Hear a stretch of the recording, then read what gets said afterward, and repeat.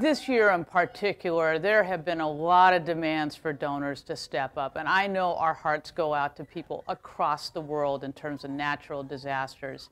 And we're really grateful that this community has stepped up and made this transport possible. I know these lives are saved, and I know it's only possible because of the support of our community.